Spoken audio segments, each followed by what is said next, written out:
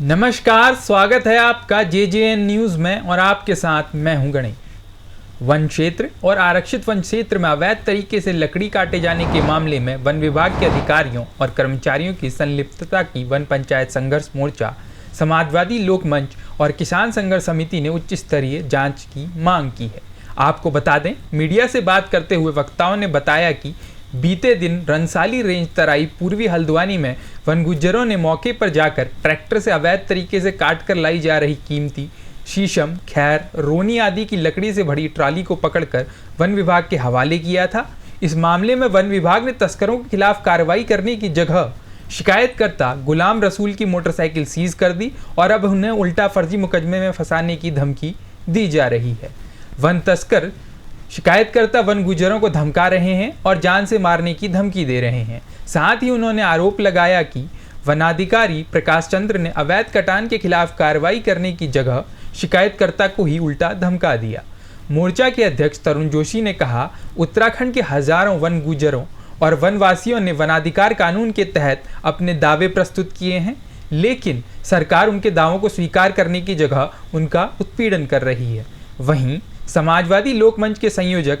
मुनीश कुमार ने कहा, वन गुज्जरों का सदियों से जंगलों से रिश्ता रहा है। उनके द्वारा की गई अवैध कटान की शिकायतों पर त्वरित कार्रवाई की जानी चाहिए और शिकायतकर्ता वन गुज्जरों को संरक्षण दिया जाना चाहिए। देखिए, यहाँ पर आज तो केवल दो ही वन प्रभाग का तराई पूर्वी और तराई पश्चिमी से वन गुज्जर यहाँ पर मौजूद हैं और चुने हुए वन गुज्जर मौजूद हैं, क्योंकि कल ही जो घटना अभी यहाँ पर सामने आई थी,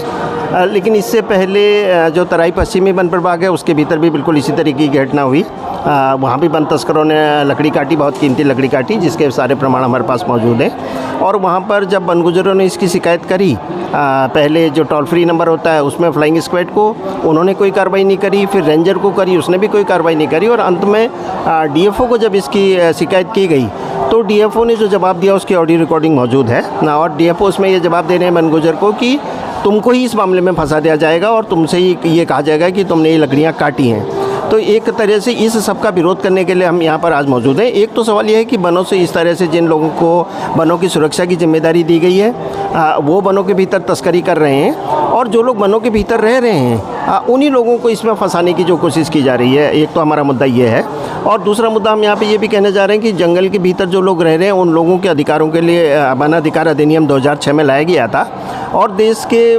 कई सारे हिस्सों में इन सब लोगों को हक मिले हैं। ये लोग खेती भी कर रहे हैं, मकान भी बना रहे हैं, लेकिन उत्तराखंड के भीतर वन विभाग लगातार ये कोशिश कर रहा है कि वन अधिकार अधिनियम के भीतर हक न दे करके इन लोगों को इविक्ट कर दिया जाए। इन लोगों को नोटिस दिए जा रहे हैं और लोगों को बाहर किया जा रहा है, और हाल के दिनों में ऐसे बहुत सारे केसेस हुए हैं जिसमें बिल्कुल फर्जी तरीके से वन विभाग ने लोगों को नोटिस थमा करके बाहर किया है। हालांकि वो सब मामले अभी हाईकोर्ट के भीतर या उच्च अदालतों में भी चल रहे हैं, लेकिन ये पूरी प्रक्रिया वन विभाग के द्वारा इसलिए की जा रही है क्योंकि वो चाहते हैं कि जंगल के भीतर कोई लोग ना रहें, ताकि उनकी जो तस्करी की कवायद है वो पूरी तरीके से चलती रहे। तरुण जोशी, उत्तराखंड वन पंचायत संघर्ष मोर्चा। देखिए, हम इसलिए आए हैं,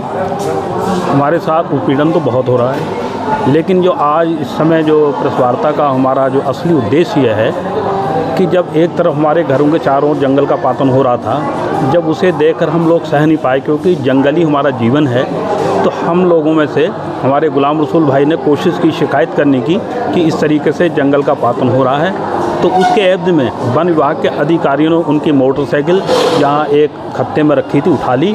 और उसे सीज कर दिया। बोला, या तो आप समझौता करो, इस तरह की शिकायत नहीं करोगे, और इस तरह की शिकायत करोगे तो आपकी गाड़ी जो को सीज किया जाएगा, आप लोगों के ऊपर मुकदमे लगा दिए जाएंगे, जो कि 2 से 3 साल तक आपकी जमानतें नहीं होंगी। और बड़े अफसोसजनक बात है, दूसरी बात ये कहते हैं कि आप लोगों ने चारा बोया, जबकि हमारा राइट्स बन था 2006 के तहत, और 70% तो इस समय गैर गुजर सभी चारा फसल बो रहे हैं एक ही कंपाउंड नंबर में, और हमारे अगर कोई गुजर थोड़ा चारा भी बोता है तो उनकी मोटरसाइकिल सीज कर दी जाती है। तो मोहम्मद कासिम में जंगल के भीतर बड़ी मात्रा में तस्करों ने कीमती जो लकड़ियां हैं उनको काटने का काम किया।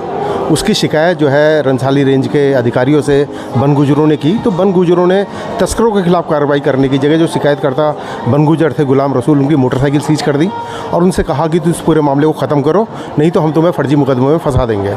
और जो वन तस्करों की जो ट्राली है वो अभी भी रेंज कार्यालय में खड़ी है, और एक ट्राली उनके साथ मिली भगत करके बाहर निकाल दी और मौके पर तमाम लकड़ी बिखरी हुई हम लोग देख सकते हैं। तो हमारी ये मांग है कि इस पूरे मामले की उचित स्तरीय जांच कराई जाए और जो वन गुजरों को वन तस्करों के द्वारा, अधिकारियों द्वारा जो धमकी दी जा रही है, जो शिकायत करता है, उनको संरक्षण प्रदान किया जाए। इस मांग को लेकर के आज हम लोगों ने यहाँ पर एक प्रेस वार्ता की है। मेरा नाम मुनीश है, मैं समाजवादी लोकमंच से हूँ। ये रिपोर्ट आपके लिए तैयार की थी हमारे संवाददाता दीपक अधिकारी ने। फिलहाल के लिए इस खबर में इतना ही। बाकी की तमाम खबरों के लिए आप देखते रहिए JJN न्यूज़।